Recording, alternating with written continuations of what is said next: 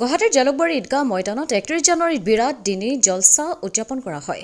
এই উপলক্ষে বিয়লি ৪ বজাৰ পৰা অনুষ্ঠিত দিনী জলছাত উপস্থিত সকলোৰে আদৰণি জনাই জালুকবাৰী জলছা পৰিচালনা কমিটিৰ সভাপতি মেহতাব হুছেইনে আৰু আঁত ধৰে সাধাৰণ সম্পাদক আব্দুল্লাহ আলীয়ে। সভাত মুখ্য অতিথি হিচাপে বৰপেটা জিলাৰ চেঙাৰ মধ্য কামৰূপ মহাবিদ্যালয়ৰ অধ্যক্ষ হজৰত হাফিজ মৌলানা ডক্টৰ নজৰুল ইছলামে ভাগ লৈ বিশ্ব নবী হজৰত মহম্মদৰ জীৱনাদৰ্শৰ পৰা আৰম্ভ কৰি ইছলাম ধৰ্মৰ বিভিন্ন দিশৰ ওপৰত সুন্দৰকৈ ব্যাখ্যা দাঙি ধৰে।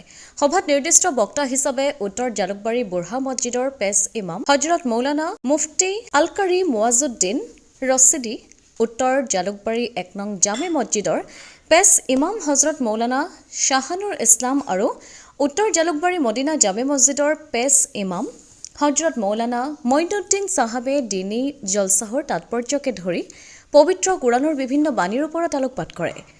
সভাত বিশিষ্ট অতিথি হিচাপে নগাঁও জিলাৰ কঠীয়াতলীৰ ডিভাইন স্কুলৰ সঞ্চালক হজৰত মৌলানা আব্দুল কায়ুম ৰায়হানে ইছলামিক তত্ত্ব আদিৰ বিশদভাৱে বৰ্ণনা কৰে আৰু উপস্থিত সকলোকে ইছলাম ধৰ্মৰ জীৱন ধাৰা মানি চলিবলৈ আহ্বান জনায়।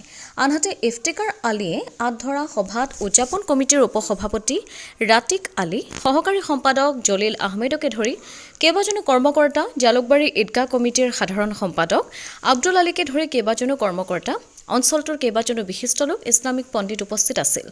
অন্যহাতে সভাৰ অন্তত নিশা 10 বজাৰ পৰা অনুষ্ঠিত আখেৰী দুৱাত কেইবা হাজাৰ লোকে অংশগ্ৰহণ কৰে। ব্যুৰ' ৰিপৰ্ট, অমৃত নিউজ 24/7।